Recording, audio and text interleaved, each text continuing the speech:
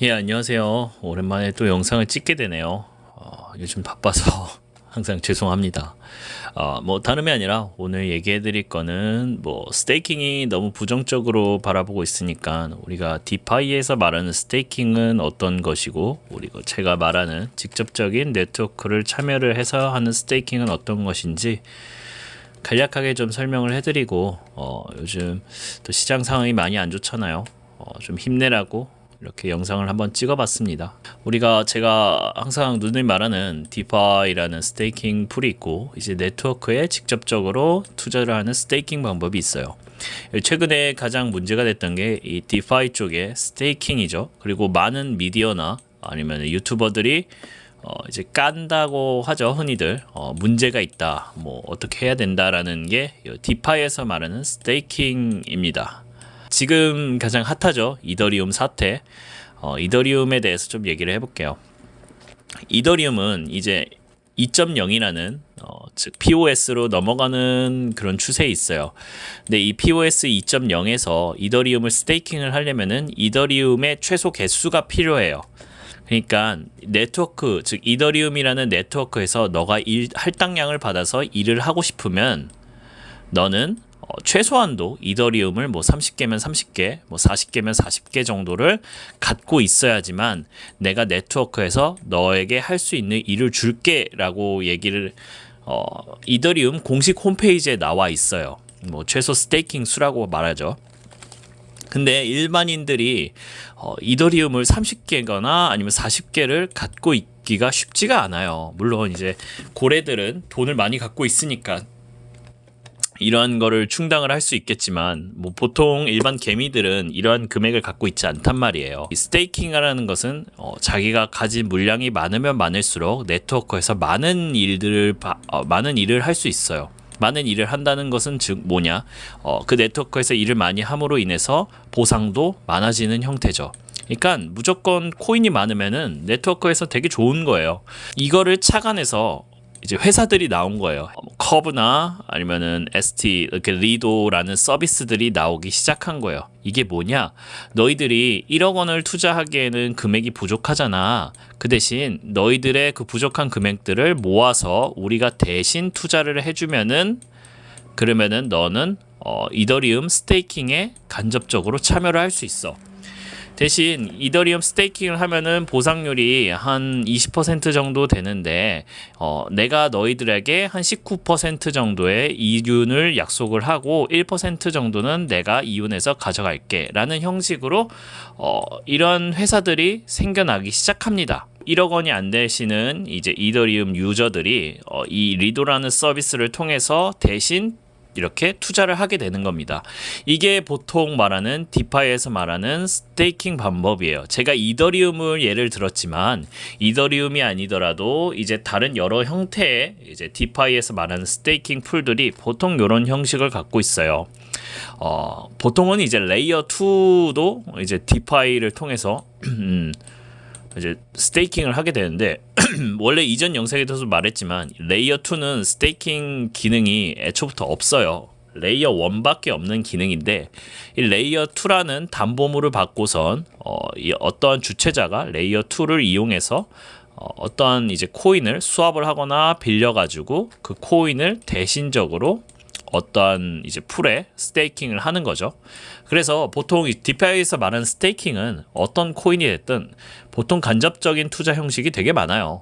이번 이더리움 사태 때는 사람들만 모은 게 아니라 기업들도 이제 이렇게 리도라는 서비스나 여러 가지 커브라는 서비스를 통해서 이더리움을 이제 모금을 한 겁니다. 왜냐면은 이렇게 많은 이더리움을 갖게 있으면은 이 네트워크 내에서 더 많은 일들을 할 수 있으니까 그러므로 인해서 보상도 많이 늘어나겠죠. 그래서 가져가는 이윤도 개인으로 하는 것보다 더 많아질 테고, 그래서 많은 투자자들이 여기다가 간접적으로 디파이 내에서 스테이킹이라는 풀을 통해서 투자를 했습니다.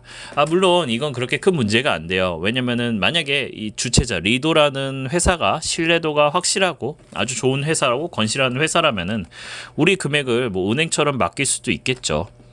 근데 문제가 된 건 뭐냐? 요 리도라는 게 아니라 뭐 다른 서비스 풀에서 이렇게 투자 자금을 모았어요. 근데 그 모은 걸로 대출 서비스를 해준 게 문제가 된 거예요. 요번 이더리움 서비스는 대출을 해줬는데 그 대출 만약에 A라는 사람이 이 풀에다가 자신이 뭐 한 10억 원어치를 예치를 해요. 근데 이 예치를 담보로 잡고선 여기서 또 대출을 받아요. 한 1억 원에 80% 8천만 원을. 그러면 이 8천만 원을 여기다 또 넣어버리는 거예요. 그러면 여기서 우리는 총 1억 8천만 원어치가 예치가 돼 있는 거죠.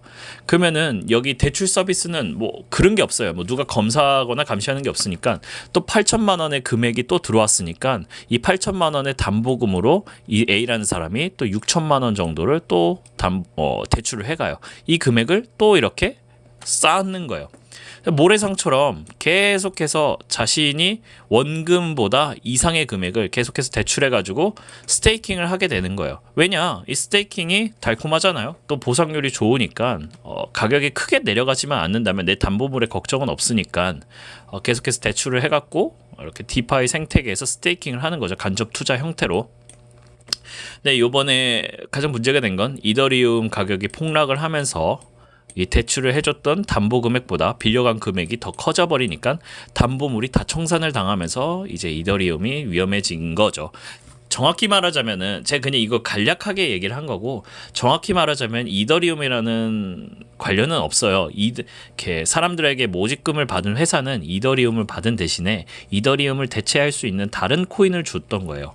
그 코인이 폭락을 하면서 그게 어쨌든 이더리움이랑 같은 가치를 갖고 있었는데 그 가격이 내려가면서 이더리움발 뭐 악재가 펼쳐지게 된 거죠. 뭐 여튼 디파에서 말하는 스테이킹이라는 건 직접 투자가 아니라 간접 투자를 이용을 하게 된다. 그로 인해서 위험성이 높아지고 신뢰도가 엄청나게 높은 걸 요구를 한다. 이래서 문제가 된 거고, 제가 말하는 이제 스테이킹이라는 개념은 보통 우리가 네트워크에 직접적으로 참여를 하는 거예요. 보통 이 네트워크에 직접적으로 참여를 한다 그러면은 네트워크 바운더리가 되게 낮아요. 즉 우리가 참여를 할 수 있는 이 네트워크의 경계선이 굉장히 낮다는 의미죠. 대표적으로 이제 솔라가 있겠고 뭐 여러 가지 DPoS를 추구하는 그런 코인들이 여기에 해당돼요. 여기는 이제 우리가 코인을 한 개만 갖고 있어도 직접적으로 우리가 네트워크에 참여를 해서 우리가 보상을 받아갈 수 있어요. 그렇지만 가장 의의가 있는 건 우리가 직접 대리를 누구에게 우리 코인을 맡겨서 투자를 하는 방식이 아니라 직접 네트워크 스테이킹 같은 경우에는 우리가 직접적으로 참여를 하기 때문에 우리 코인이 뭐 사라지거나 누군가에 의해서 뭐 대출 서비스로 이용되거나 그럴 위험이 전혀 없다는 게 가장 큰 장점이에요. 그리고 이 네트워크 스테이킹이 있어야지만 코인 생태계가 유지되기도 하고요. 여기 디파이에서 말하는 간접 스테이킹 방식도 결국에는 이 간접 투자자들의 돈을 모아서 그 투자자들의 모인 돈을 직접적으로 그 사람이 스테이킹을 하는 방식이에요. 즉 본질적인 이 네트워크 스테이킹 방식은 옳은 방식이라고 할 수 있어요. 가장 이제 유익하죠. 유익하다기보단 코인 생태계를 위해서 꼭 필요한 시스템이고, 디파이 스테이킹 같은 경우에는 신뢰도를 높게 요구를 하는 그런 상품이라고 보시는 게 더 맞다고 보겠네요. 그리고 나서 사람들이 제일 걱정하는 게 뭐냐? 인플레이션에 대해서 되게 걱정을 해요.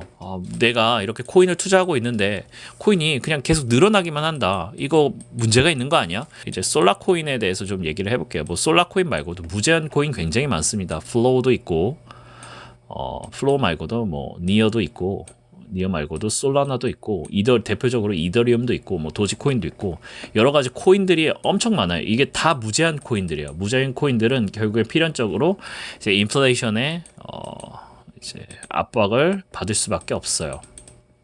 이제 레이어 1으로 가면은 뭐 플로우나 니어나 솔라나나 뭐 이제 이더리움이나 이 파생 상품들이 굉장히 많이 나올 거란 말이에요. 뭐 이더리움으로 예를 들자면은 이더리움을 쓰는 곳이 어디 있어요? 뭐 오픈시, NFT 마켓이나 아니면은 뭐 엑시스 인피니티 P2E로도 쓰이고, 뭐 여러 가지 디파이 형태로도 많이 쓰이잖아요.